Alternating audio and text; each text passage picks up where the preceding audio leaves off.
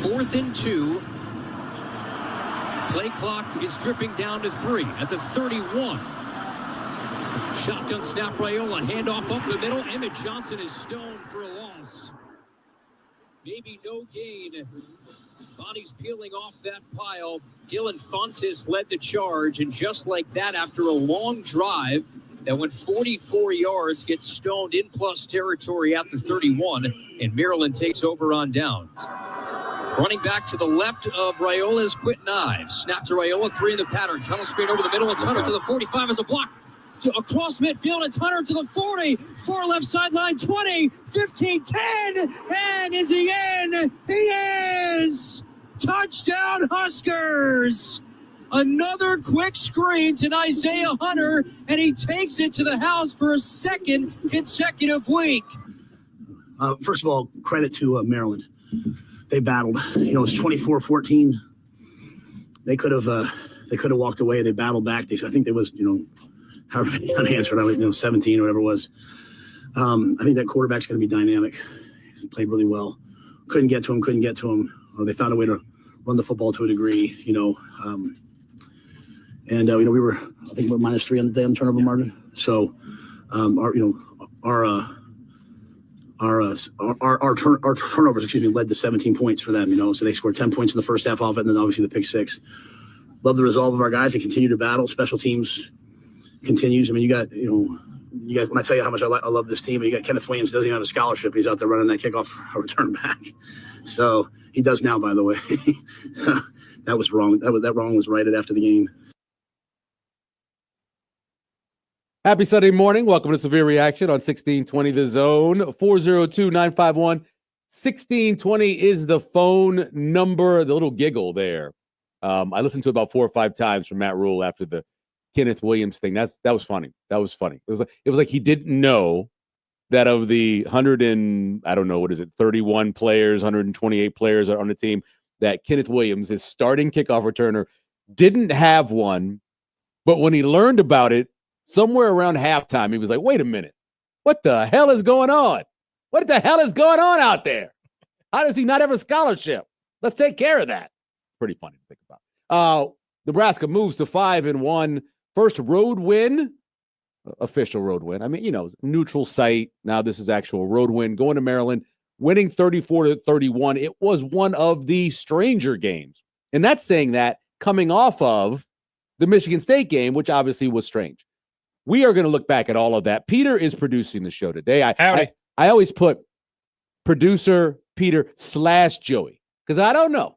You never know. Could be Peter, could be Joey, could be Peter. So Peter today, heck of a come from behind win.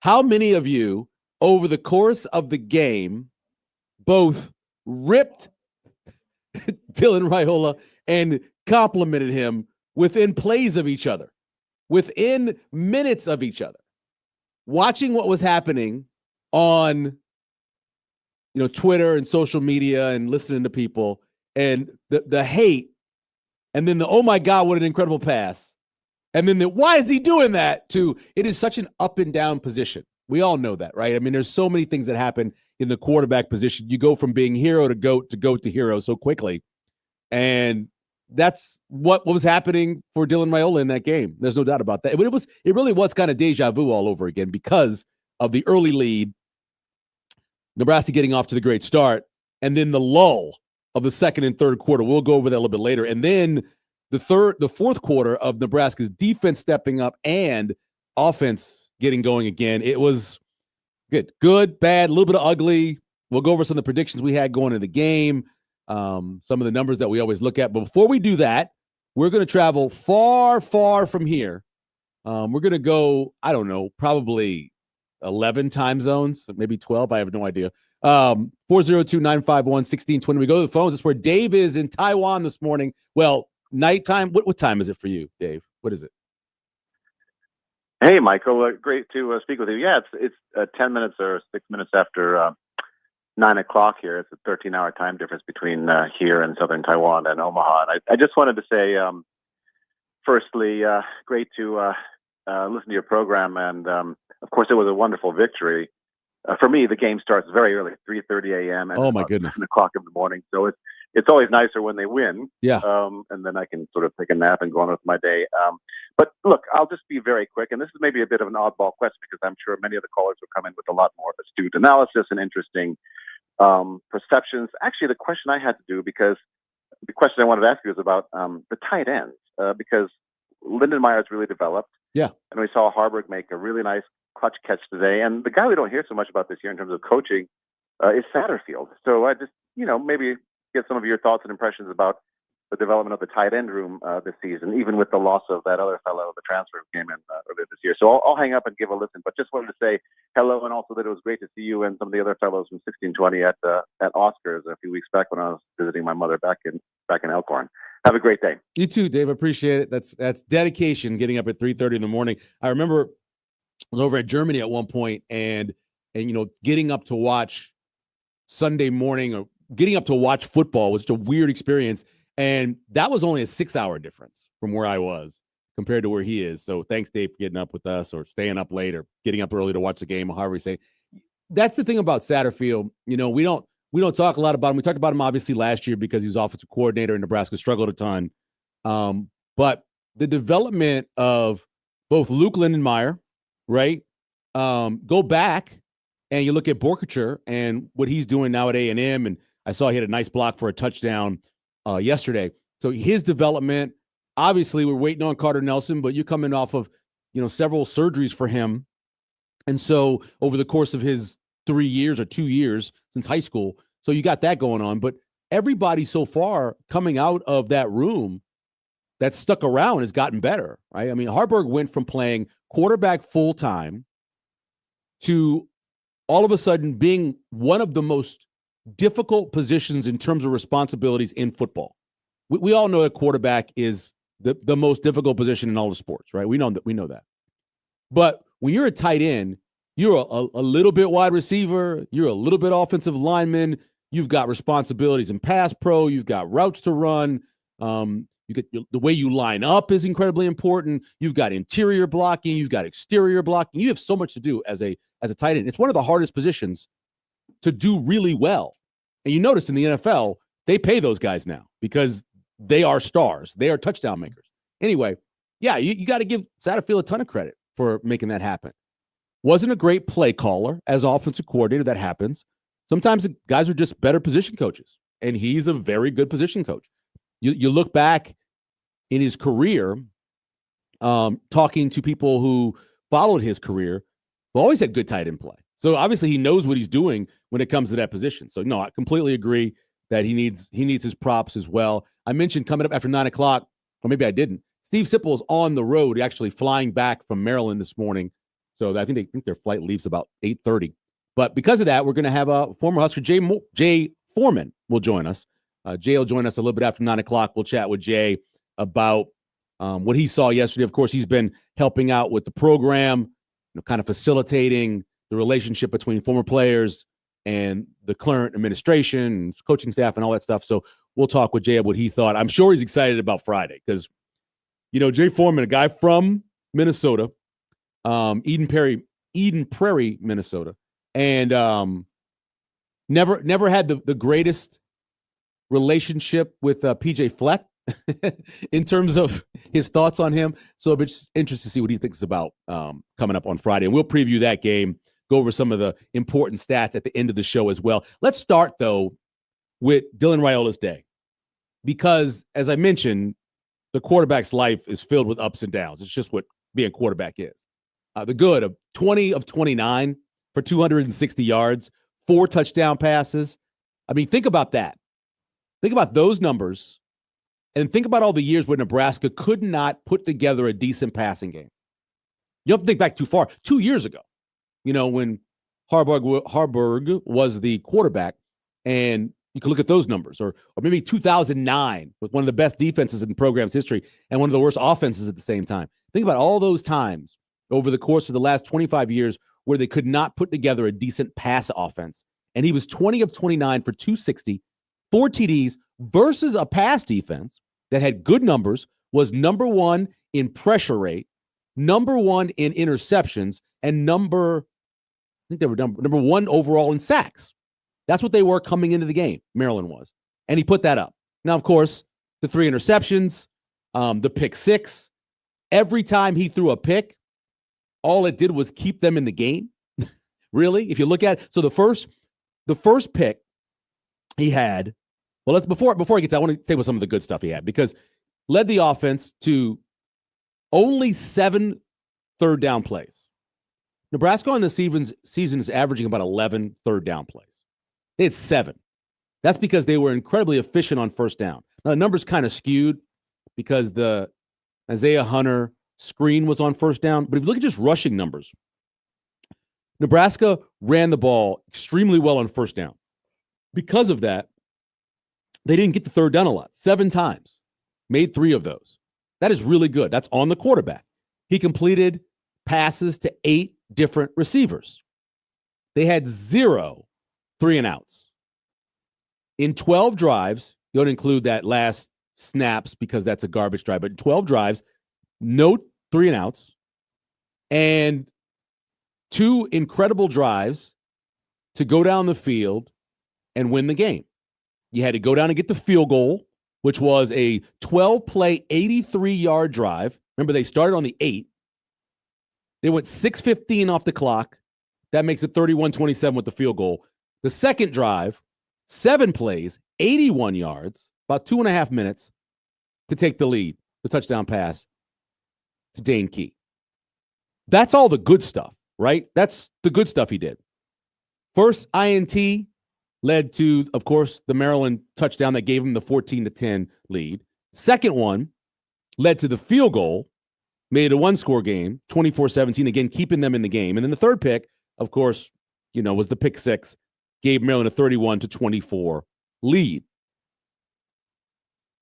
Dylan is a dichotomy in many ways because I think many of the people who judge him don't necessarily judge him by what he does on the field. And I'm talking about Nebraska fans, national media, analysts, everybody. I think they judge him more about the look, the way he carries himself, kind of walking on his toes, doing the thing with his fingers, asking for the play to come in, like Mahomes does. And he's judged by a lot of that. On the other hand, if you just judged by what he did on the field, this would be a mixed bag, of course. 3 interceptions is horrible, 2 of which were really bad decisions. The throw out of bounds, where he tried to throw the ball out of bounds, the wind caught the ball. You could tell that ball was heading out of bounds when he threw it. But I don't know, breeze, I don't know what happened. But it comes back and stays in field and get the interception. But anyway, so you look at what he does throughout the game.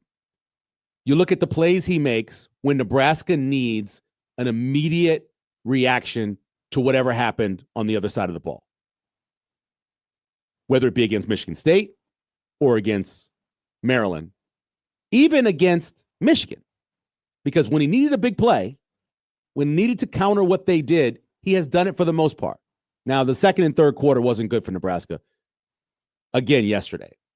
But the first quarter, we'll go over some of those numbers. Domination. Fourth quarter, domination. Big part of that is your quarterback leading them. But in the end, I think too many times when people talk about him, they talk about everything else besides making those big plays. I thought a critical play in the game, and he had a bunch of them.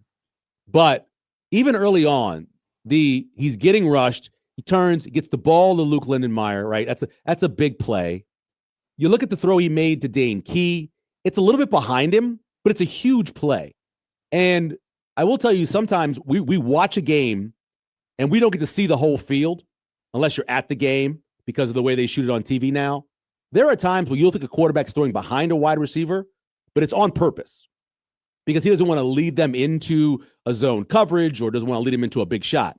I don't think that was the case, but I'm just saying sometimes when you see that, you'll think, oh, that was behind him. No, he threw it there because he wanted to throw it there. Or you'll see it thrown low and he goes, oh, he threw it low. Well, he was trying to protect the wide receiver or the pass catcher.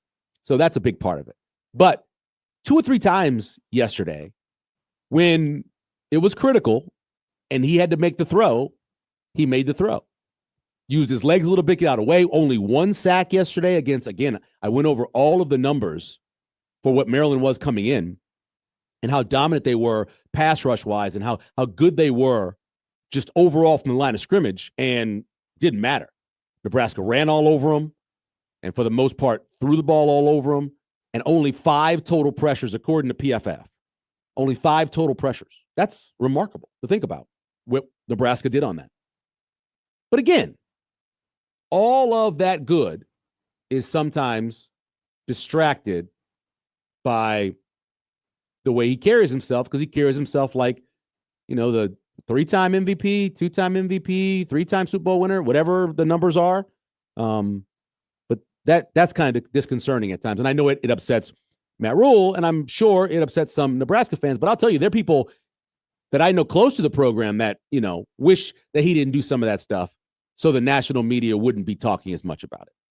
But in the end, to win, you're happy about it. If I told you they were going to be 5-1 at the beginning of the season, I think 80% of the people would have said, great. And I'm sure there are some that thought they'd be 6-0. Actually, I had them 6-0 at this point because I had the first loss happening next week or Friday night at Minnesota because of the back-to-back road games. So that's where I had them losing their first game. But 5-1 against a Michigan team that didn't look good yesterday, but this season has looked pretty good having a freshman quarterback. But, 5-1, man. 5-1. You go to Minnesota. You take care of business there. You're sitting at 6-1 with Northwestern coming. By the way, Northwestern, I believe, has won 3 in a row, which is crazy. But you got Northwestern at home. You come back home. You take care of business there. And you're set up for what most people thought were going to be the toughest 4 games of the season, right? That's what everybody thought before the season started. That's why you can't really judge strength of schedule in August. So how tough is the Penn State game? I mean, we'll see. No idea what's going to happen there. It's a mystery what's going to happen with that team. USC looks pretty darn good. I thought that was a game that Nebraska would lose coming in, and USC's playing pretty well. They got some tough games coming up. They got a game, obviously November 1st against Nebraska, but they've got tough games coming up this season still. Where is Iowa at this point? I mean, that's a great win yesterday over Wisconsin, destroying them, and got some good quarterback play from their quarterback playing on one leg. And then UCLA, from week to week, we have no idea what UCLA is. So it's still, you still got everything in front of you. I saw somebody this morning on the YouTube chat saying, thoughts of getting to a college ball playoff. Hey, you shouldn't stop thinking that. It's wide open. Look at the teams that lost this week. You look at the way things are set up. You look at what Nebraska can do. Now, the USC win yesterday is a good thing for Nebraska because you hope for them to be ranked when they come here to Lincoln. You're hoping that they'll be able to get that win over a ranked team. But who else is going to be ranked? Maybe Iowa is. Maybe. I don't think Penn State will be based off of what happened yesterday, what's happened the last couple of weeks. 47 some points being favored by and losing 2 games combined, which is crazy to think about. But anyway, so yeah, don't stop being excited and thinking, hey, maybe this is a year, maybe year 3 is the year they get to a college ball playoff. It's certainly a possibility. We'll take your phone calls, 402-951-1620. We'll also go over, I mentioned the good, the bad, a couple ugly things. Some of the stats we've been following. I had 3 stats coming into the season. I thought if Nebraska could succeed in those, they'd be pretty darn good, and they are. I mean, net field position's great. Finishing drive rate under Holgorsen is just continuing to get better and better each week, so that's great for that. We'll go over some of that. Not a lot of havoc that happened yesterday. We'll go over that. We'll look back at the first quarter and fourth quarter and those last 2 drives and how important they were to what Nebraska did and where they are this season. We'll do all that when we come back here. We're going to bring, of course, our sponsors. Equitable Bank, brought to you by Equitable Bank. We take banking personally, and they answer the phone on the first ring. And brought to you by Nebraska Medicine. Join our team at nebraskamed.com/careers. We'll continue severe reaction when we come back here on 1620 The Zone.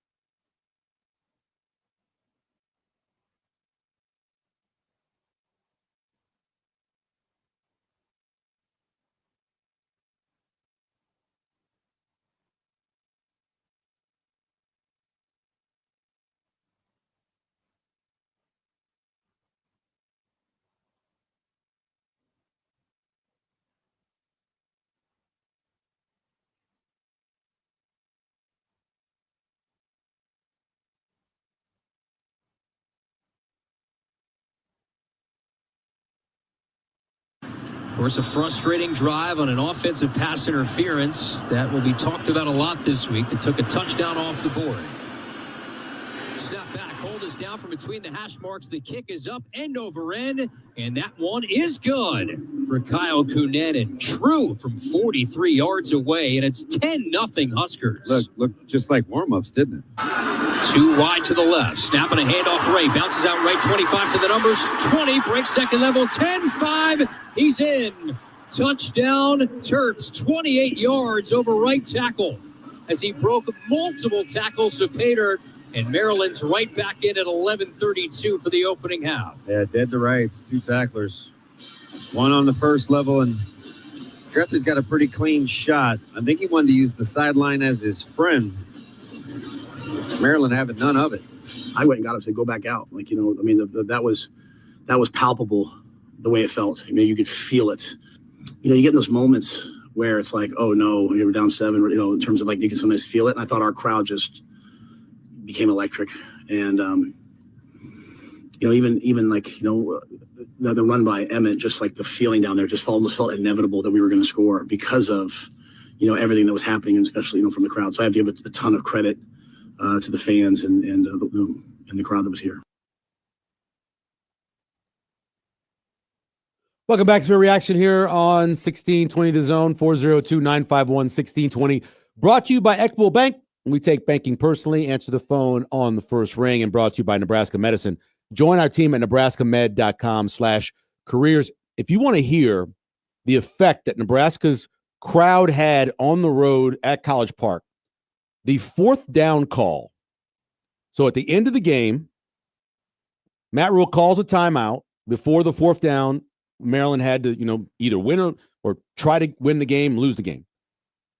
The crowd is so loud at that point that Kyle Crooks, who's doing the radio, had to raise his voice a little bit because of how loud the crowd was. That was Nebraska's crowd on the road. I'm sure a lot of Maryland fans maybe left at that point, but Nebraska was dominant. And then after the game was awesome to see the Nebraska players come back out and go around and dap high five and all the other stuff with everybody who was waiting for them as they came back. That was really cool to watch.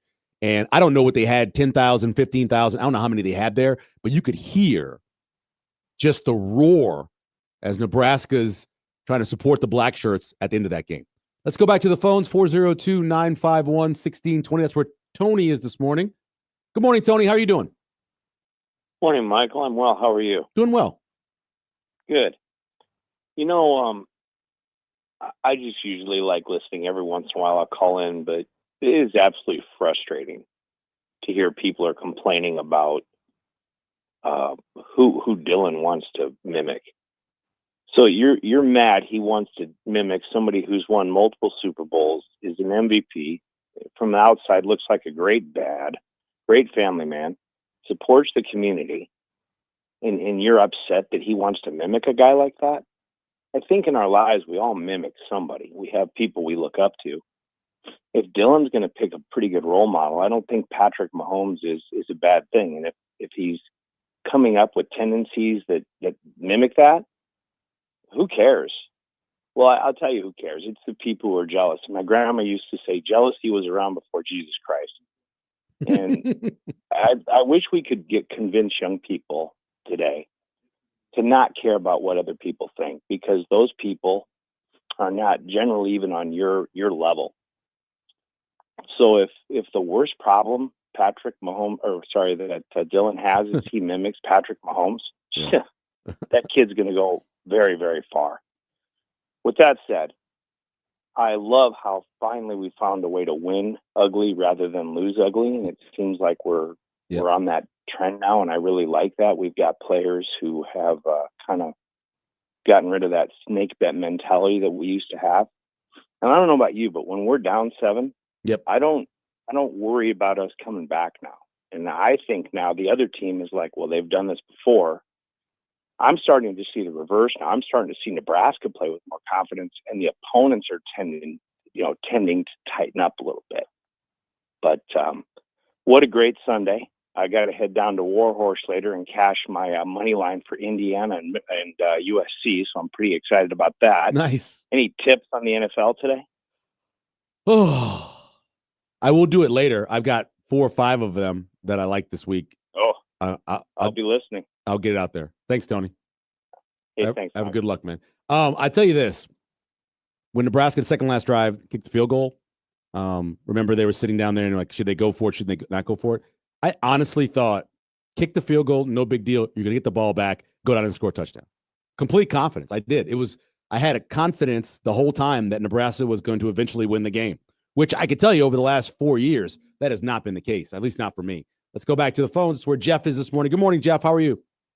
Michael, good morning. How are you? Good, man. Hey, I'm just going to kind of go on what you just said, but take analytics and throw it out the window. I think the biggest call yesterday was the 4th down delay of game on the 4-yard line on the next to the last drive when we had to kick the field goal. We had all the momentum going. We get the point, you get a stop, and then here comes another big drive. So, I mean, I know everybody what they're saying now and stuff like that, but inside the other team's 50-yard line, you're going to try to go for it. But I think there's still something for punting, putting them inside the 5, flipping field position. Analytics are good, but sometimes you got momentum and take the points and keep going. Yeah, emotion. You got to factor the emotion of how your team is playing, how the other team is playing. Are they tired? Is it a long drive? All that's got to be factored in. Yeah, exactly. And you know what? How fun. Yesterday, just sitting around watching college football, all the different games going on. Yep. How wild is this college sport right now? It is unbelievable. Absolutely, Jeff. It is. It's incredible. And it's gotten to the point now where, so obviously, if I would have told any of you, so I don't know, 5 years ago, Indiana is the 3rd best team in the country. I'm not saying they are. Maybe they're. But if you go on what they've done so far and how they've won games, Miami's playing really well, obviously. Ohio State's playing really well. Argument to make Indiana's the next one is easy. It really is. Indiana, the Hoosiers, the basketball state, has a top 5 college football team. The sport's nuts, man. Let's go back to the phones before we take a break. Go to Brian. Good morning, Brian. What's going on, Mike? Hey, what's up, Brian? Oh, nothing much. Just calling in to see how Sunday going. Enjoyed the game yesterday. And just what's your comment on what do you think is going on with Big Ten officiating?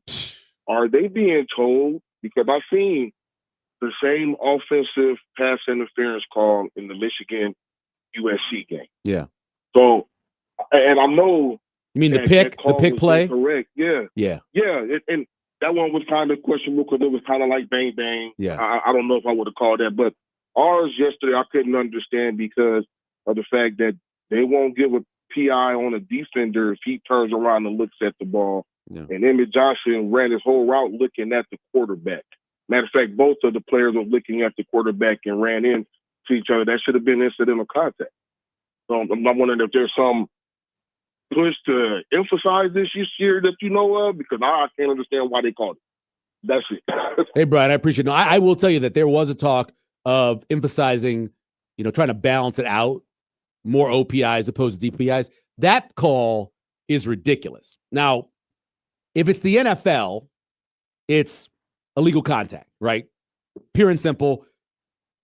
Emmett's running his route. He gets run over by the defensive back. That's illegal contact. Well, there's no illegal contact in college football. So you're not going to call holding. The ball's not thrown yet. So it's not a defensive pass interference. It's a no call, period. You just don't make a call there. It makes zero sense. Emmett's not looking to block. Emmett's looking back at his quarterback. The defensive back just runs into him. There's nothing there. So maybe the person who throws the flag sees it, doesn't quite see it correctly. All they know is that Emmett is impeding the defensive back. That's fine. But there are 6 other officials who are there. You get together and you say, what did you see on that? At least one other guy saw it. and you overturn it. It was up. Oops, sorry. Didn't mean to throw the flag. You picked the flag up. That's what should have happened. That should have been the way that play was officiated, and they blew it. Should have been a touchdown for Dan Key early. He got one late, but should have had one there. But yes, I've seen a number of calls. I want to say it's not just the Big Ten officials. You know, I watched games from every single conference yesterday, and there are missed calls and there's bad calls. It's just going to happen. The game's fast. Guys are going to miss calls. Women are going to miss calls. They have women officials. People are going to miss calls. It just happens. But there are times where the other officials need to step up and say, hey, you missed that call. Step on somebody's foot if you have to, but say, you missed that call. We gotta pick that flag up. Or you missed them, we got to throw a flag. However you want to do it, that should happen. I saw a targeting yesterday that was so obvious. That was such an obvious targeting. It was a complete crown of the helmet, dropped helmet right into the quarterback's head. The Michigan State game. And Childs had to leave the game because of it. That's targeting. They didn't barely even talk about it. I don't understand what the rules are sometimes. And I watch the game pretty closely, and I follow officiating really closely. I think I know the rules pretty well. And, still. We'll take a break. We'll come back. We'll get into the good before we look at a little bit of bad. We've already touched on that a little bit. We'll get to all of that when we come back here on Severe Reaction on 1620 The Zone.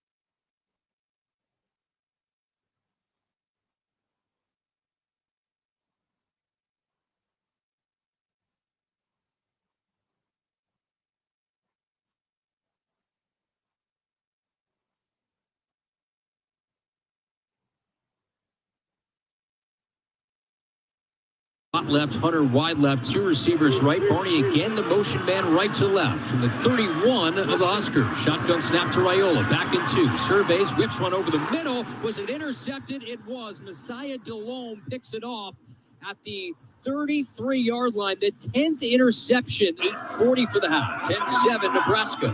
At the 21, far left hash. Washington under center, deep back Williams.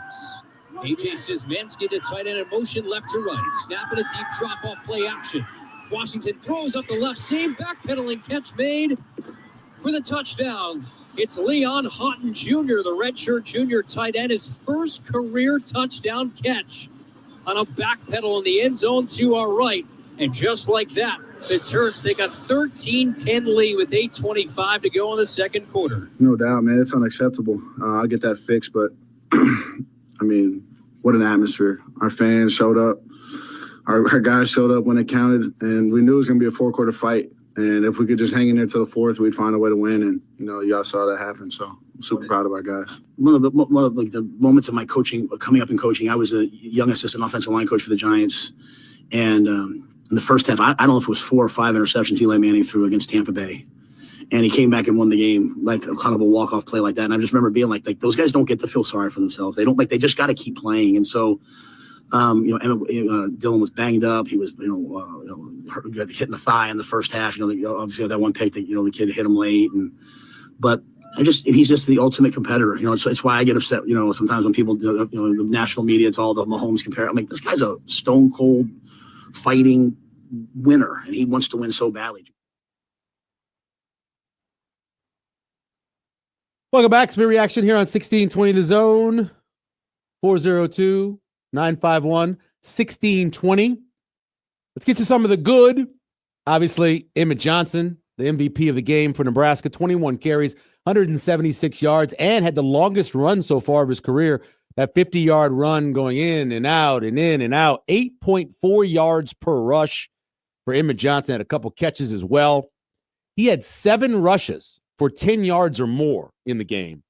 And by far, there was a point in the game, I think after the second interception, I tweeted it, I'm sure those did too. Okay, it's time to just make this an Emmett game, because there is no reason that you shouldn't lean on a guy who's having that kind of success. And he was just doing what he did. He forced 11 missed tackles by himself. He had 79 yards after contact, according to PFF, and he converted 8 first downs on his 21 rushes. That's all season best for him. He was just in his bag, man. And think about next week, Friday. There is nothing that Emmett Johnson wants to do more than to go off against Minnesota. Trust me. It is the thing he wants to do more than anything else in football, is to go off against Minnesota. I know he does. Lack of offer, lack of respect, all of that. He can't wait to go against them. He's coming off his best game of his career, and he's heading to play the team he wants to beat the most. Also good, Kenneth Williams, 85-yard kickoff return. We talked all week about how there was a good chance that Nebraska would get a real long kickoff return. Hopefully it would be a touchdown. It wasn't a touchdown. But after the game, Kenneth Williams earned something even bigger than a touchdown. He earned a special message from AD Troy Dannon. Are you looking at me? You're not looking at me.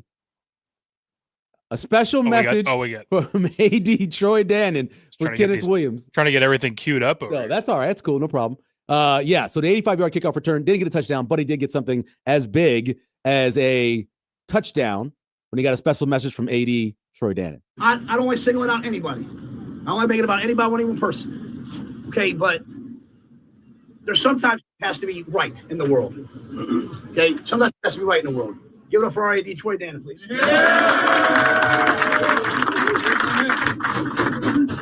Kenneth, get up here. Hey, down.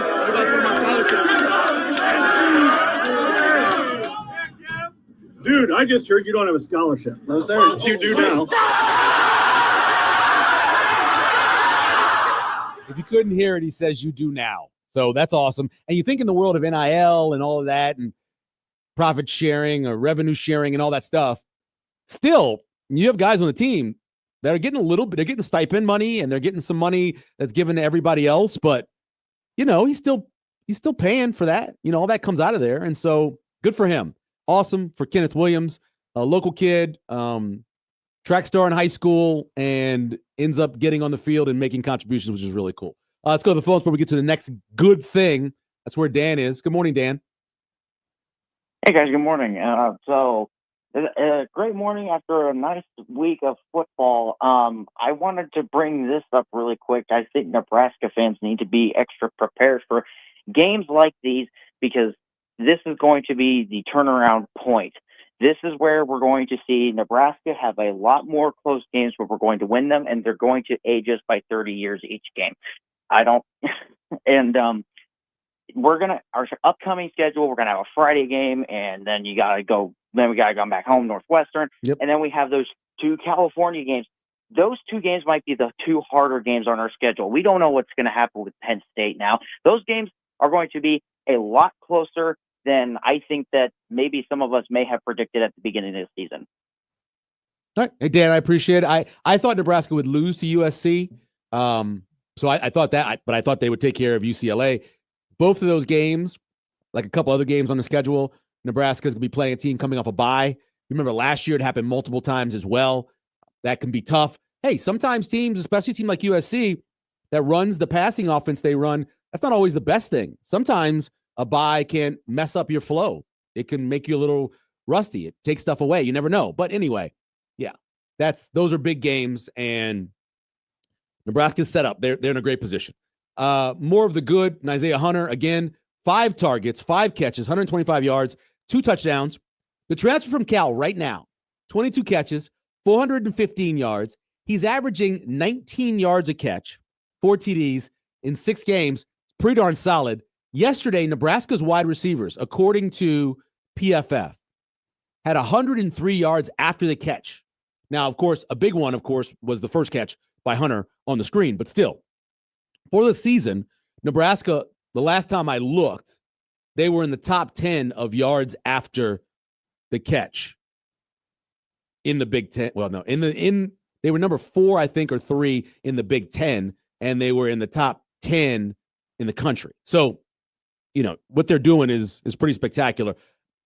We're not talking about this morning the offensive line, and that's a good thing. They go on the good list because we're not talking about it.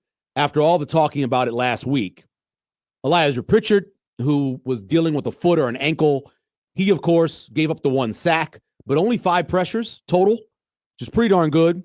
Maryland blitzed Dylan. It's according to PFF again, and thanks to Husker Online for posting this. 16 of his 31 drops pressured, so half, basically, they blitzed him.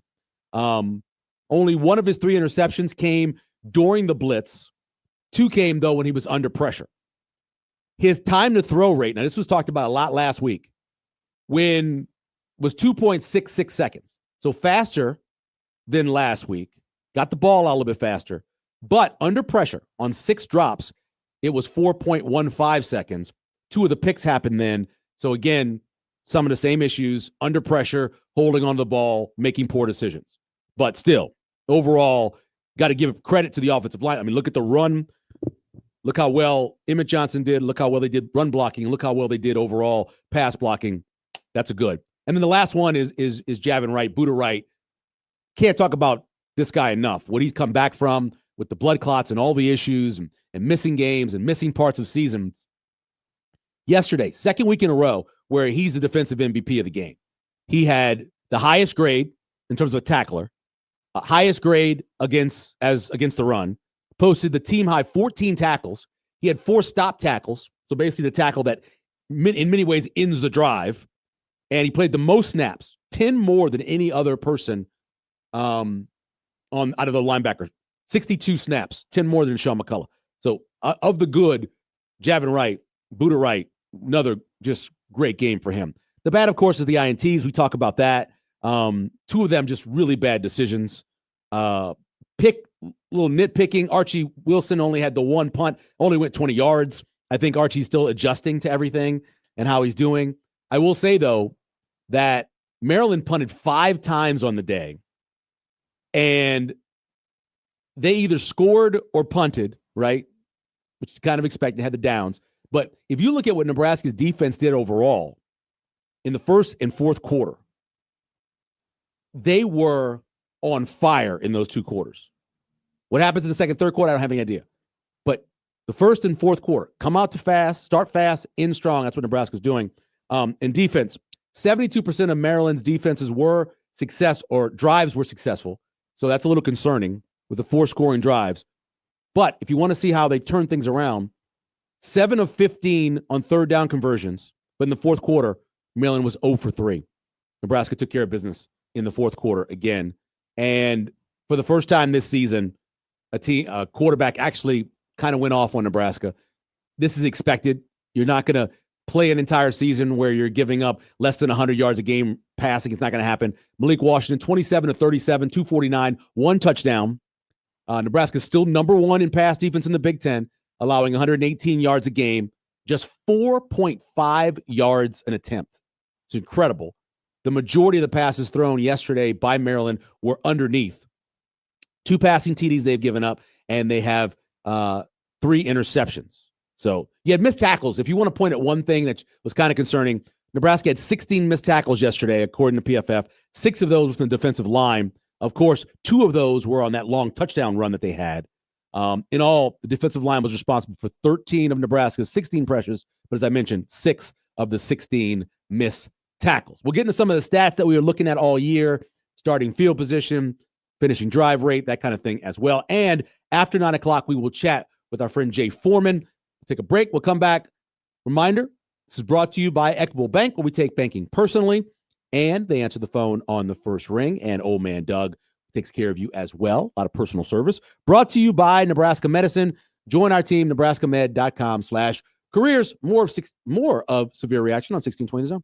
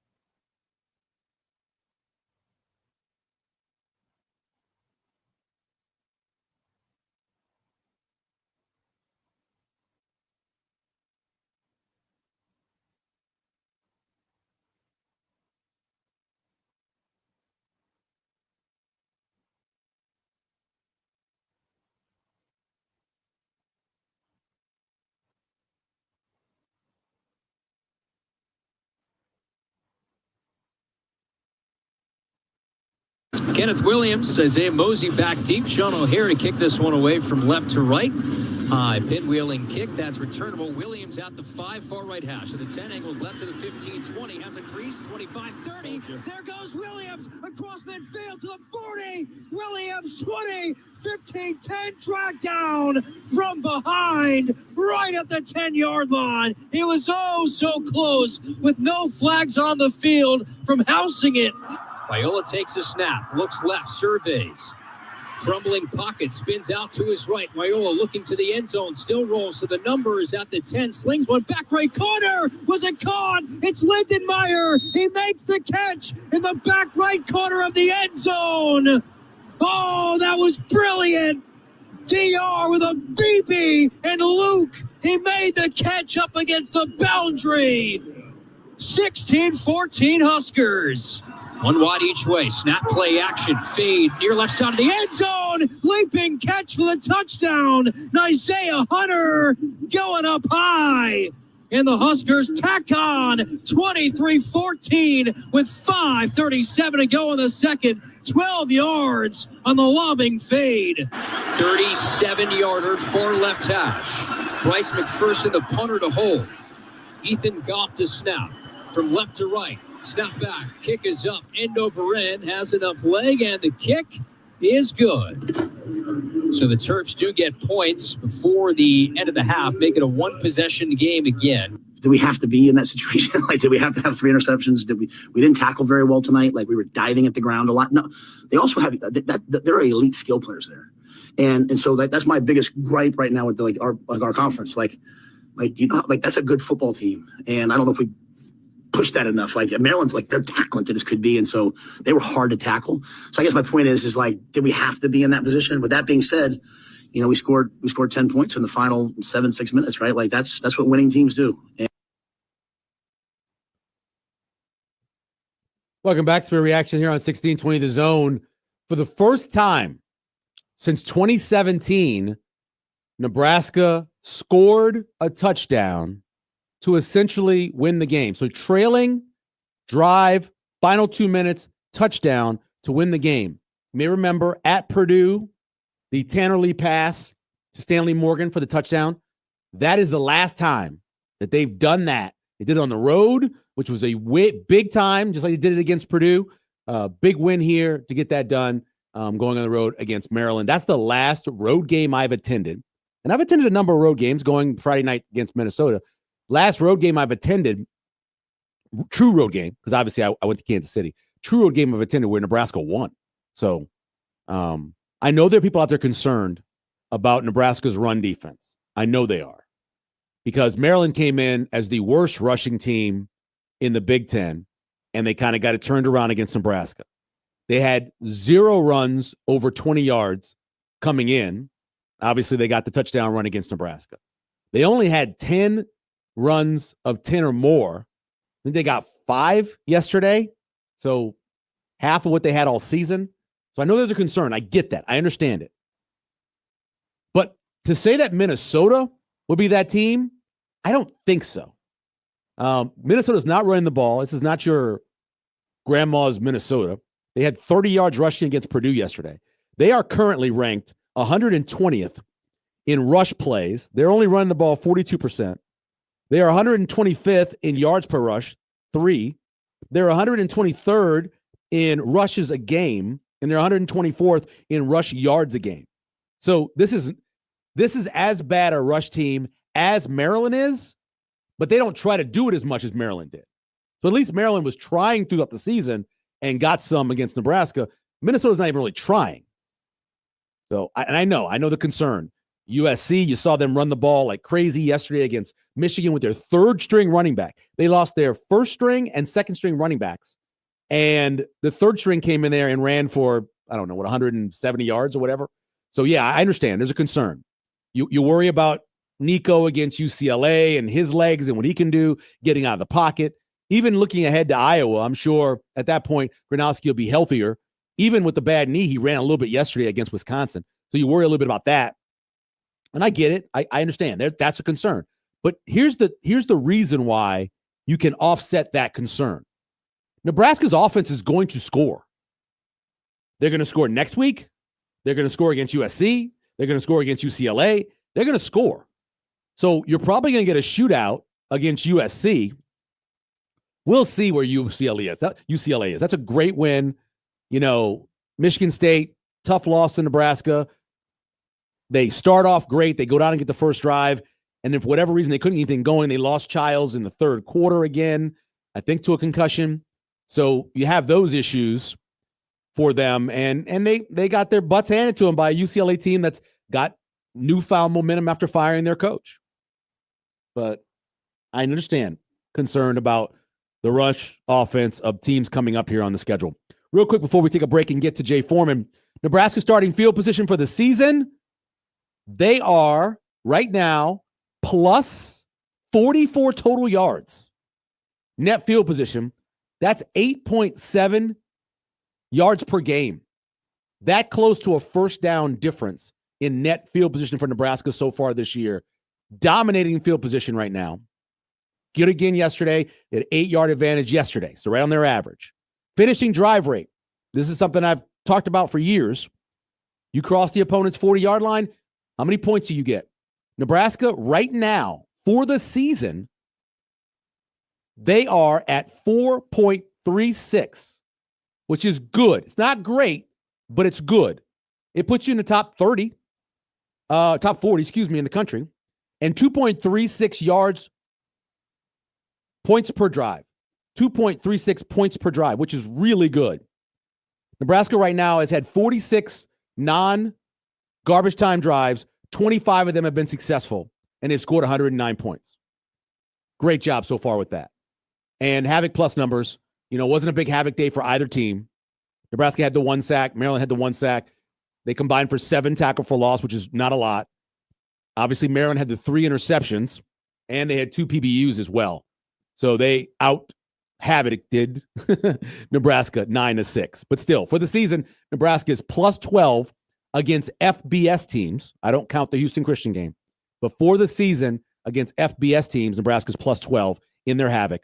And for points per play, by the way, Nebraska right now is 16th in the country in points per play offense at 5.530, which is really good, as you know. And then opponent's point per play, they're 50th at 0.338, which is better than last year. But they can get better in that as it goes along. We'll take a break. We'll come back. We'll chat with Jay Foreman, former Husker. Of course, spends a lot of time around the program right now. We'll chat with him about what he thought about yesterday and looking ahead to the big game on Friday night as well when we come back here on Severe Reaction on 1620 The Zone.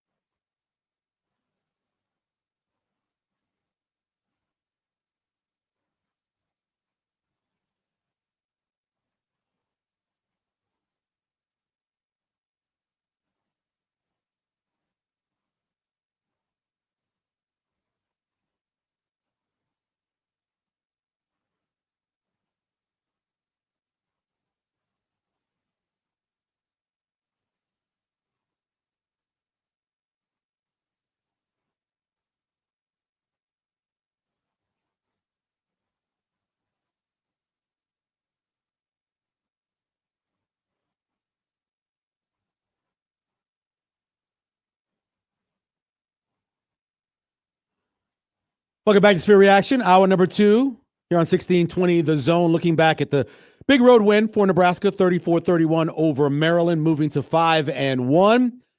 Now we chat with a former Husker linebacker and NFL linebacker, Jay Foreman, joining us here on Severe Reaction. Good morning, Jay. How you doing?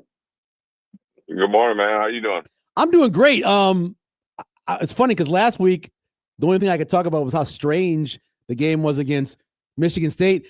This one was strange as well. What's your takeaway from how Nebraska's been playing in the middle of the game, this second and third quarter lull they've been going through? I mean, I think that's the hardest part to, I guess, get a hold of. And, Mike, I think there's a plethora of reasons why, and some of them are not, directly related to Nebraska. I think it's college football in general when you have so much roster turnover, whether it's a very small percentage or a huge roster turnover. The continuity and learning how to win and win together and the togetherness is just, it's hard to replicate year in and year out. And but then also, like, the big part is I still think Nebraska is learning how to win. I think they, work plenty hard and play hard and compete. Obviously, being able to gut out wins, and whether it's pretty or ugly, it's still a W. Yeah. But learning how to win championship type or be a championship type of player, position group, defense, offense, special teams is just what they're going through right now. But the one thing about it, I think that they're actively working at it. They looked a little better in the red zone, right? That had been something that probably had been talked about at times, and so you just figure and hope that they'll address that and try to go about it a different way. But ultimately, being 5-1 is a good place to be at with for a young and upcoming program. Jay, you concerned looking ahead, not necessarily for Friday, but ahead down the season in terms of run defense? Because obviously Maryland wasn't very good coming in. They kind of got healed a little bit. And there's some really good rush offenses ahead. What do you think about the rush defense from Nebraska, and what are some of the adjustments you'd like to see? Yeah, I mean, I think I'm only concerned about what's coming ahead, because, the ones that you kind of like are, chalking up a guaranteed win, they've shown a little bit more life than I projected, right? I mean, that's just overall, like Northwestern. I guess maybe you could I wouldn't even say throw Minnesota in there, but maybe like UCLA, right? With kind of like turmoil and turnover. You're like, okay, those are kind of like two, in the bag. I'm probably more concerned about that. I think run defense, guys got to continue to increase their attitude. They got to, which is, run defense is 85, 90% attitude. And then also really dive in. You guys, I think the way to really cure the run defense is everybody's got to understand why you're calling a certain defense and why and how people would attack you. Once you do that, and then obviously you just keep working on the fundamentals, they'll play more consistent. I think really for them is just being very, very Trump tight in their, setting the edge, alley filler, cut back, and then obviously pursuit angles. And then obviously, when you shoot your shot, there was one like Sierra Wright on a kind of a little, bubble screen, shot a shot, but you had enough pursuit. So really, wasn't that big a deal of missed tackle. Where you can't have missed tackles is the one like Michigan. I think it was Michigan. Yeah, on that last drive. Yep. You have the perfect call. You have one-on-one tackle. Okay, you missed the tackle, but you missed them on the inside. You give up the sideline. That pretty much, was a big part of the game for Michigan being able to kind of close out the game there and get that last touchdown. So those things is maybe a little concerning, and I think they just got to continue to work at it. I think they can still. I think it's actually a good. I wouldn't say a test, but right now I don't think they're trying things, but they're also willing to adjust things. And so I think when they get kind of get back, and they're probably doing it today, evaluated. Okay, we did a little bit of bear front against Michigan. You probably need a little bit more of that maybe against Minnesota, because they're probably more heavy run. And then you'll be able to kind of go in your bag a little bit. But they just got to really refine the little details. And that's footwork, that's hand placement, getting off blocks. They have guys there. You got to make plays. Yeah, when you look at Minnesota, man, and Jay Foreman joining us here on Sphere Reaction, they had 30 yards rushing against Purdue.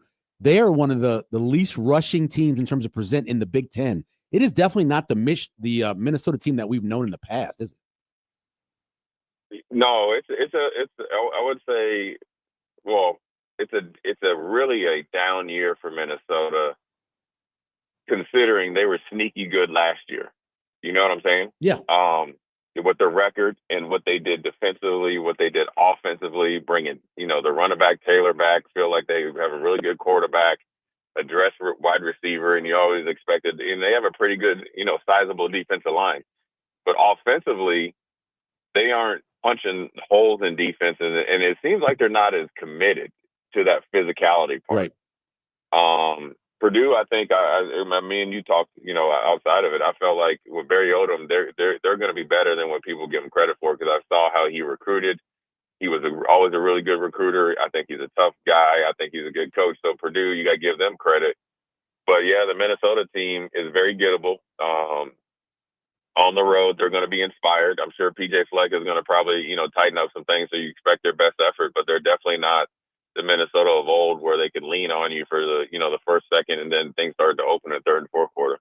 I know we've talked many times off the air about different players, and sometimes a guy will surprise you, sometimes he won't. But thinking back to the spring, did you think at any point that Williams Nwaneri would be playing the way he is? He's getting more snaps than anybody else on the defensive line. What were your thoughts about him coming into the season and the way he's playing now? I mean, I knew, when you see him walk to the door or see him walking around, he's got, you just, those guys aren't just, there's not a lot of them walking around. Right. I mean, I think when I saw him, in the first couple of practices and he reshaped his body, I was like, okay, well, this is a big step in the right direction. And I think Matt Rule talked about it, where now he's able to practice at the rate of speed that he needs to make the games, come a little bit more natural to him. And I think he feels more comfortable in this scheme. I think they're coaching him. I think Coach, Brandon coming from Kansas City has done a really good job with him. I think he also is kind of a blank slate, where he was so laden with potential and somewhat raw.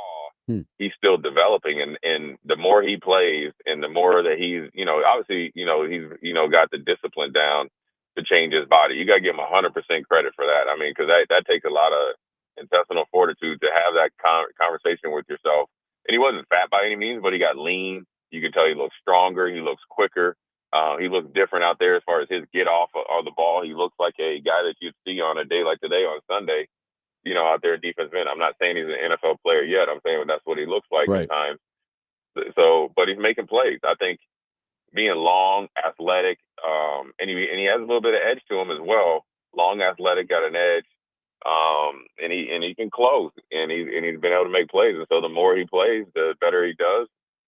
I like it, because versus the opposite, he's playing good, he's not playing enough. They're playing him as much as they can. Yeah, let's talk about your spot that you played at. So I remember you were on Big Red Rap a couple of weeks ago. Your burning question was, more than 20 tackles by the linebackers.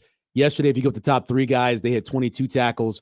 What are your thoughts on those linebackers? I know you had some injuries yesterday. Guys were in and out of the lineup. Watson Trent played after not playing last week. What are your thoughts about those linebackers? Man, I think, I'm not taking any credit for it, but I think they really stepped their game up the last 2 weeks, and particularly Javen Wright. Yep. I think the Michigan State game is the best game he's played since he's been here in Nebraska. I'd probably say this game was, I always say you got to validate a really good game, right? By having a good game after, you know what I mean? He did that. Shavers, started off good. I think he got a little banged up, I think, when I watched the game. And then, Watson Trick came in and he showed, the productivity. Yeah. And maybe he was inspired by not playing against Michigan State. I don't know what the dynamics of that was, but, he kept his head in the game, and they needed him the most. And he proved himself. He had 6 tackles. I think Shavers had 4 or 5. Yep. And Javen had like maybe 12 or whatever it is. I think really, to be honest with you, after I left, talking to you in Big Red Wrap Up, I think that, now on a regular, game where you have enough plays to go against defensively, run pass scenario and all that, I think that's that probably benchmark if you think the linebackers are playing well within reason, anywhere from like 18 to 25 tackles as a group. Now, it can't always be like way down the field and you're getting smoked, but you know what I'm saying? Like in a game like where, you're out there competing and all that, I think that's a good benchmark, because that lets you know they're active. That lets you know they're getting off blocks and reading plays, and then they're also pursuing to the ball. And so you're able to really erase some of the maybe mistakes that are maybe going on up front. Whether it's high school, college, or the NFL, there's always going to be a criticism of the starting quarterback. It's just the way it works. But 3 interceptions yesterday, had 2 great drives late to obviously win the game. Thoughts on the way Dylan played yesterday? Yeah, I mean, obviously, he played good enough to win. Played good enough, or he played really, good enough really when we needed him the most. Definitely, I need to clean up on some stuff. I mean, like you can't have thin skin when you're getting paid money. You can't have thin skin when you're playing quarterback, period. Yeah. And I don't think he does by any means. And so, look, I mean, it's not his best game, right? But the one thing that you can't, that you, like yesterday, you cannot take away from, when it came down to it, right? All the mistakes and all that stuff, and the pick six and the other interception, we're bad, right? Okay, that's fine. But when you needed him to get it together, he got it together. And he, got him down there. Obviously he was aided by his special teams, but he did what he needed to do, put it on the money. So you got to give him credit. It's a growing process for him. I think sometimes with all the off-season hype and the social media stuff, I think people's perceptions versus reality, or expectations versus like reality, got skewed. Now, that's not people's fault. That's just part of, the way, the offseason was handled. But I think this is part of him, going along, being, the quarterback that he hopes to be. You're going to play against teams. Maryland turned teams over all year long. Yeah. They weren't going to skip a game against Nebraska. Really, to be honest with you, you got to give credit to the offensive line. They gave up kind of that, like, I call it a sleepy sack, where you're like, all right, we're going to run a play. They're doing nothing but pinning their ears back. And, he beat Pritchard. Yeah. But besides that, they had pretty good protection and ran the ball effectively. When, Dylan had a few interceptions, but he made the plays down the stretch, and he went to the guy that, got, brought in to make the 50-50 balls and put it on the money. You got to give him credit for that. Jay Foreman joining us here on Severe Reaction. Of course, you can listen to Jay on 93.7 The Ticket, middays there in Lincoln. So Friday night, Minnesota, Captain Elite. He's the man leading that program. How inspired do you think Emmett Johnson's going to be to play that game on Friday? Oh, I think he's going to. I mean, look, anytime you go get to play at the crib, you're going to really try to, do your thing. But I think Emmett has a really good head on his shoulders. Yeah. I don't think there's any bad blood. Like, I'm sure Minnesota recruited him. I don't really know the dynamics of it. I don't know if they did or not. I think you're right, as I'm starting to think. Well, then it might be a little spicy, but I think Emmett's going to do his thing. He's already kind of, really exceeded their expectations, and he's going to probably look at it as another opportunity to go and validate his own standard. Now, sure, you go and, they have their running back, and this, just in general, you've been around enough, big time players, Mike, and understand that, it's competition within the competition, but I don't think Emmett's going to be selfish in the sense of that he's going to go there and lose his head. But I can guarantee you, just knowing him, what I know of him, he's gonna try to get down as much as he can, and not only, I think the biggest thing that he's gonna want to do, which is the best thing way you can do it, is I want to win the game. Yeah, or he wants to win the game. Then the cherry on top will be doing his thing, and so he's gonna go for what we used to call the daily double, get the big win at home, and then obviously put on a performance. That last kickoff return, the one that bounced around, number 47 returning it. Did you know that was Caleb? I did not. Yeah, they had him put on 47 so they could have 2 guys on the field that were 28, so they don't have 2 guys, and so he's the one that picked it up and ran it back to the 50-yard line. I didn't know until after the game because nobody knew who it was. It was 47. Didn't have a name on his back. Well, hey, dude, did he have a little bit more shake and bake than his pops or what? I mean, I know, I'm just like, Caleb was a good. Well, Caleb was an established returner in high school, so that actually works out for, a plus for Nebraska, because he's carved out a nice role for himself on the core special teams. Because, but I also know what it's like as a defensive player. Now you could do it in practice. I will tell you this: you do it in practice, and then I always talk junk like when I was in the pros, like, I was this and this and running back.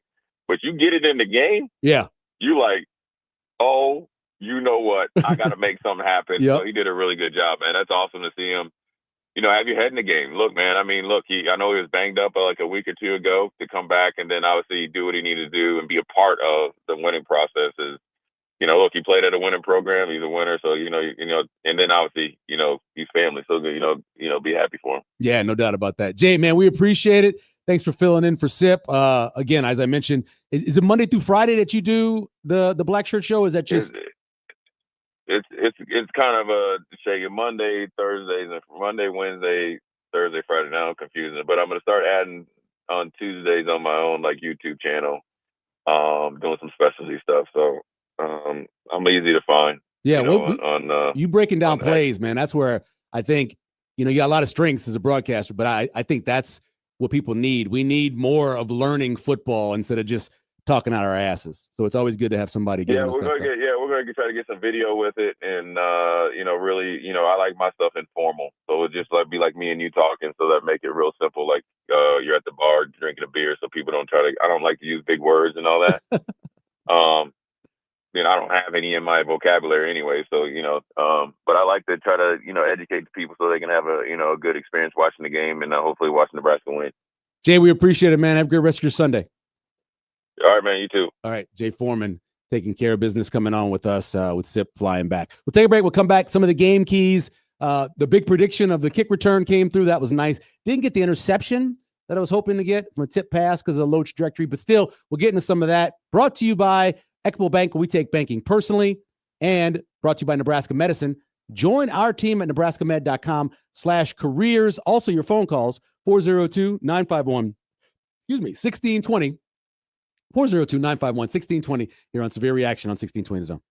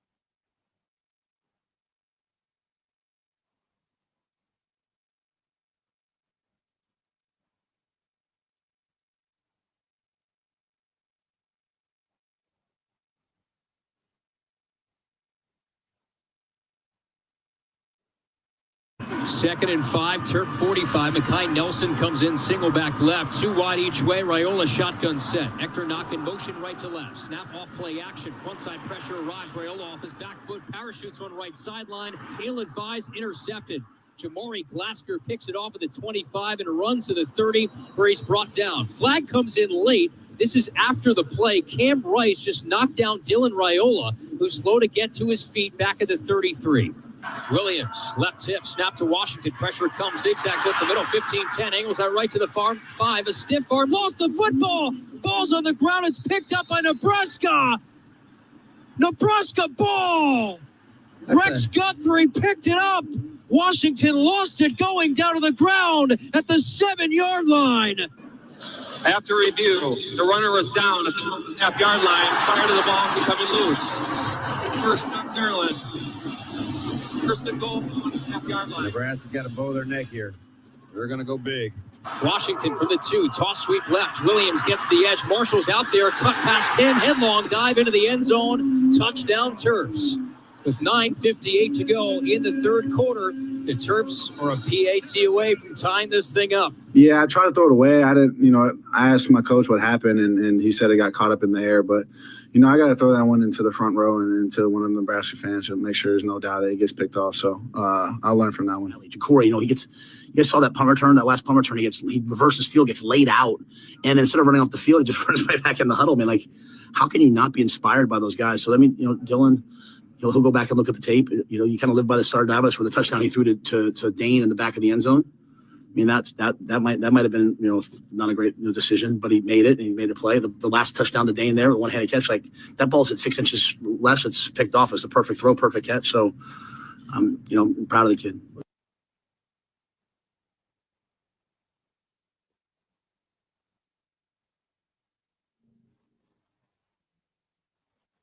I love this song. Welcome back to It's a great Reaction here on 1620 The Zone.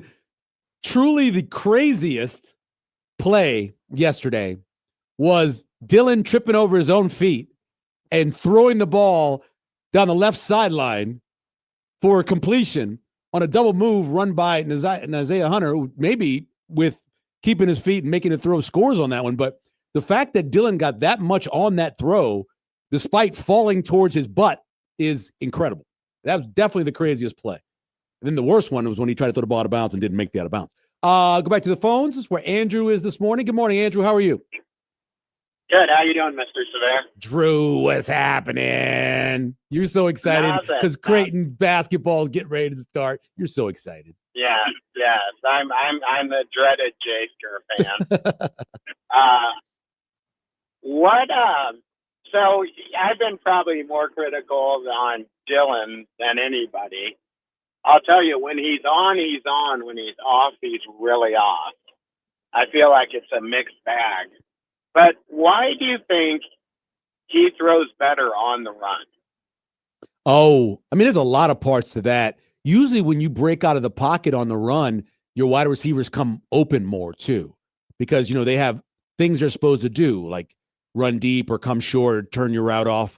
And because of that, usually your guy gets more open. So he is throwing to a more open receiver usually when he's on the run. It's also a little bit easier to get your feet right when you're running because you're so trained on getting that right step, whether you're going to your right or getting the shoulder square when you're going to your left. It really keeps your technique tight when you're doing that. So I think those are a couple of reasons. A lot of quarterbacks are that way. A lot of them are that way.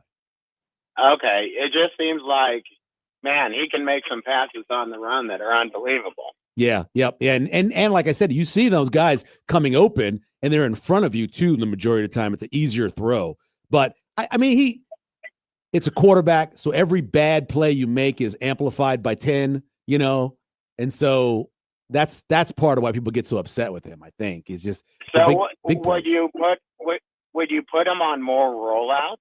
Well, I do believe in moving the pocket. If for whatever reason you can't block for him, then I believe moving the pocket, yes. But yesterday they did a pretty good job of blocking for him, so I don't think it was as necessary. But there are going to be some times going forward where, you're going to have to move that pocket, have a personal protector for him because you're going to not be able to deal with the rush over your tackles.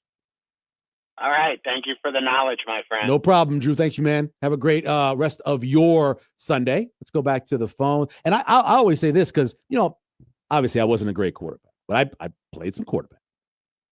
And we ran the ball a lot. But I've always told people that I loved rolling in my left and throwing because it's just like you're so trained to get your shoulders square and get your feet right that your technique is so good when you're going that way. It's a harder throw, yes, it's across your body, but if you get your technique right, doesn't matter. Because when you look at the interceptions that I would say probably 80% of the interceptions that Dylan's thrown, his feet weren't right in the pocket. Either he was stepping back or he was standing with his feet next to each other and he wasn't stepping into it. He was using all arm. But when you're rolling, man, you've got to get your feet right. You can't make the throw. Let's go back to the phones. 951-1620. That's where Tyler is this morning.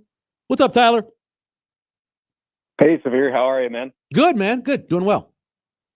Good. Hey, I've said this the last couple of weeks. I do it on Big Red Reaction too, or Overreaction, I guess. Yeah.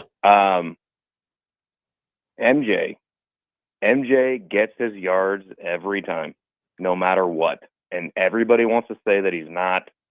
I don't like that. Like, he's a very good running back. He gets his yards receiving, rushing, and people want to say, oh, he's not this, he's not that. He's a really good running back. Yeah. Like, he's number 8 in rushing in the nation. Yep. We're not a rushing offense. So I just hate that about that. And then I say this every week. I say, no matter what, Raiola and Dana together, they're going to pull it out and they're always going to win. So thanks, man. All right, Tyler, we appreciate it. Look, EJ is, you were mentioning it, where he is in the Big Ten right now. There's Justice Haynes, who got injured yesterday, by the way, had to leave the game. And then there's Emmett Johnson. And Justice Haynes is averaging 7.42 yards a carry, and Emmett's right there at 6.19. Second in yards. He has got 7 touchdowns. Now, he's got as many attempts as most anybody else because he's the guy. He's the one guy. So that's why he's sitting there. But number 2 in the Big Ten for a team, as you mentioned, that's not necessarily a rush-first team. It's a good point. EJ is tough as hell. The concern we've all had is because of his size, you worry about the pounding and you worry about him being able to. That's 6 games now, 105 attempts. Oh, no one else in the Big Ten has as many rushing attempts as Emmett Johnson. Next closest is the Rutgers running back, and then Maccabee for Purdue. And those are bigger guys. Let's go back to the phones. Hey, Fred, what's happening, man? Hey, Mike, thanks for taking my call. I just looking at Dylan and thinking about what happened yesterday was pretty amazing. Really, it was his worst game as a Husker and his best game as a Husker in a lot of respects. Yeah, it was crazy. Yeah, because those touchdowns he had, those touchdown throws, aside from the screen, were as big time as it gets, and at very clutch times. But I think what's probably is happening in Dylan's head, and there's clearly the issue of he needs to get rid of the ball quicker. Yeah. There needs to be just more efficiency in what he's doing. So I think there's a lot of things he's working through mentally that those were uncharacteristic interceptions for him. And I think I trust him to work through that, more than I'd rather have him be working through those challenges than, just an offensive line that, can't block or whatever. So it's all stuff that's kind of a work in progress and happening in real time, I think. And a lot of people just say, oh, that's a terrible throw. He's, terrible. They're clearly making adjustments, and a lot of the pressure is on him to make things happen quicker and get rid of the ball quicker and process things faster. So it's the way he recovered from it yesterday was just amazing. I'm more concerned, honestly, about our performances in the third quarter. I don't know what the stats are, but I bet we've been outscored gazillion to nothing in the third quarter. I don't know if we scored anything in the third quarter of this year, but man, I'd sure like to see us come out with some more fire and efficiency in the third quarter. But I'll hang up and let you talk. Hey, Fred, I appreciate it. Don't ever downgrade the value of throwing a timely screen. It's one of the harder things to do in sports. Offensive line's got to do their job. The running back's got to do your job. The quarterback has got to sell it. And he did a really good job on that throw to Hunter, so don't ever downgrade that. It's a processing thing. When he's under pressure, that's when he holds the ball longer. He's got to process quicker, get to his check down, get to his relief faster because they're open. We see them. They're open. But he's processing through, okay, yes, I'm getting pressure. I don't need to take that one yet. Let me look downfield first, when he probably should just take the check down when he's under pressure. And then when he's not, then work down the field. You mentioned third and fourth quarter. So Nebraska, in terms of yesterday, we know how good they were in the first quarter and the fourth quarter. They outgained Maryland in the first quarter 150-31, up 10-0. In the second and third quarter, they were outgained 290-116 and outscored 31-17. Nebraska rushed for just 54 yards in the second and third quarters. Maryland, one of the worst rushing teams in all the Big Ten, had 113 yards in those two quarters. Second and third quarter is obviously concerning. They got to fix that. Let's go back to the phones before we take a break. Hey, Jim, how you doing? Jim, are you there? Jim going once, Jim going twice. Big Jim gone. We'll take a break. We'll come back. We'll get to some of those keys to the game, how Nebraska did, and some of the ones that we wanted to take a look at. We'll do that, and we're still going to preview what's ahead playing Minnesota on Friday with this short week. Brought to you by Equitable Bank, where we take banking personally and answer the phone on the first ring. And Severe Reaction is also brought to you by Nebraska Medicine. Join our team at nebraskamed.com/careers here on 1620 The Zone.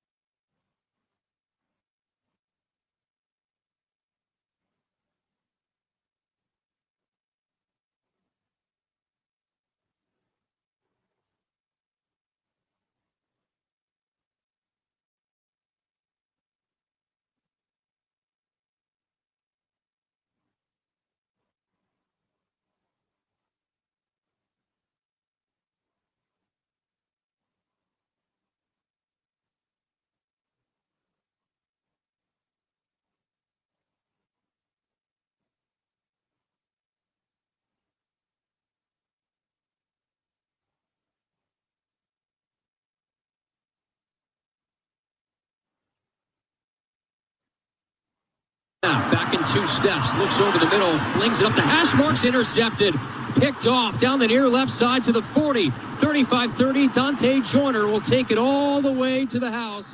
Pick six, Maryland. Fourth career interception, first career pick six for Dante Joyner. It's the Terps 30, Huskers 24, 6:40 to go in the third quarter. Ill advised, and I tell you. Stays on his feet, bounces out right 15, brought down from behind. How in the world did EJ just do that? Down to the 10, first and goal, 50 beautiful yards. A chance to cut this to 4 here. 27-yard attempt, left hash.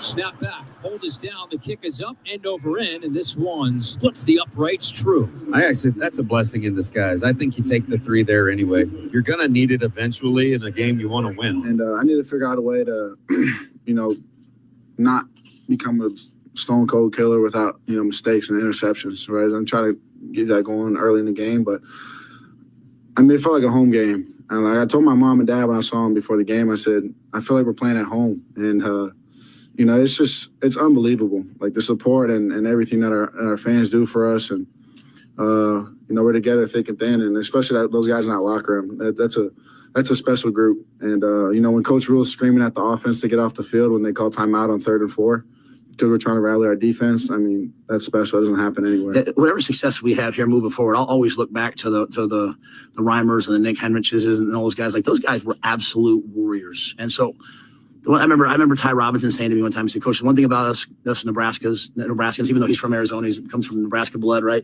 That mom and dad went to Shatter State. Like, I remember him telling me, he's like, we can handle adversity and we don't quit. And so they've always had that. We're just getting better, and we're just making play. Welcome back to the reaction here on 1620 The Zone, 402-951-1620. That is the thing we don't talk about enough. Is that, yes, they're just getting better. You asked the question for years, how do you win these close games? Well, just get better. Get better in those situations, practice those situations, succeed in those situations. You just get better. You get better. You make the field goal when you're supposed to. You don't jump off sides when you're not supposed to. You make sure that you run the play in the low red zone, block it correctly, and catch the ball. Just better. We'll go back to the phones. It's where Don is this morning. Good morning, Don. What's up, bro? Oh, man. Sunday morning. Feeling good. How are you doing? I'm all right, man. Hey, man, but even Ray Charles knew that we had some hard times right there, bro. I know.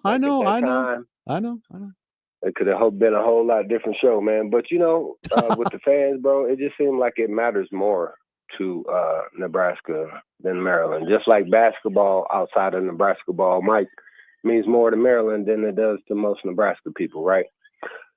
Yeah, Maryland has always wanted a successful football program because they have so much talent in the area. But you're right. They're already talking about basketball. I guarantee you that they've moved on after that game. I guarantee it. Yeah, and man, and that was a great play by the walk-on, had me flashing back to Jay Sims, and then you even brought up a Tanner Lee reference, man. So, but 2 things I wanted to say, bro. Yeah. I don't like a lot of rollout calls, man, if he's going to make it throughout the season. You know what I mean? You don't like the rollout because it takes away half the field, or are you worried about? Well, and that they can get pressure off the edge, bro. Yeah, but just it. You got to, when you roll it, you got to roll the whole pocket, Right. Well, mean, if they can't block them straight, they can't block them roll. Well, the great thing is you use their leverage against them on the rollout. So you let the fast guy go by you and you just roll him out past it. It's just, you let that guy take himself out of the play. That's the hope. Well, y'all listen to Zavir. He dropping gems out here. Hey, bro, but I wanted to say, though, right? When they had that delay of game, they was going to try to go for it on 4th down. I don't know if they were, Don. I wish that somebody would have asked that in the press conference. I think he was waiting to see if maybe they can get them to jump and then have it from like the 2. That's all I can figure. I don't think they were going to go there. I just don't think they were. Well, and the things I just wanted to say, man. Yeah. That's why I just think that you take the points, because if you chase that and you don't get them 3, I just also think it could have been, more hard times, man. But I appreciate you, bro. Thank you. All right, Don. Have a great Sunday, man. No, I agree. And I don't think you always take the points. You have to factor in everything that's happening at that moment. How are you in that situation? What's the emotion like? Remember that Nebraska had back-to-back drives where they had, what was that, a total of 20 plays on those 2 drives? See, I'd gone through and put the numbers. So you got to figure that by that point, Maryland's defense, which had a few injuries, was probably wearing down too. So the first drive for the field goal was 12 plays, and the next drive is 7. So that's 19 plays they have been on the field in the last 6 minutes of the game. So, yeah, I mean, they're going to probably be worn down. So you have to think about that as well. Like, what's the situation the defense is in? What's the situation that we're in? How good are we in this situation? Do we have plays designed for this? You know, one of the great things about when you're in the low red zone and you got to get a score, you've been practicing that week on your 2-point conversion plays. I know you have. There's 3 or 4 plays you feel great about in terms of your 2-point conversion.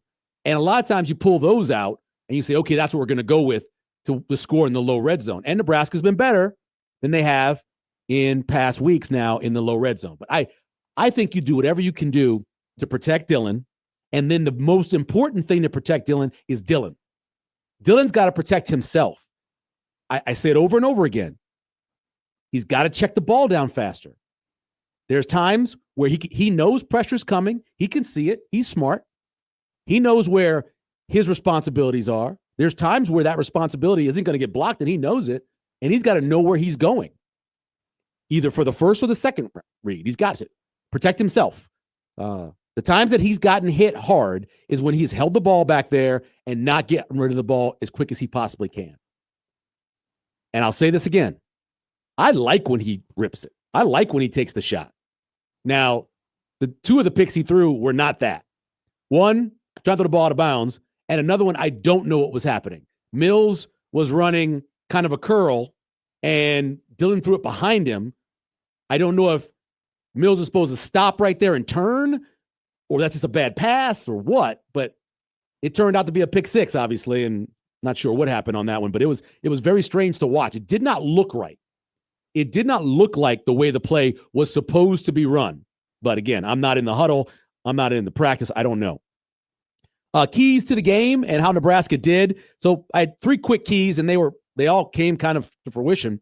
Got to protect Dylan because you know who you're going against. They did that. 1 sack, only 5 pressures, according to PFF. 3 tackles for loss.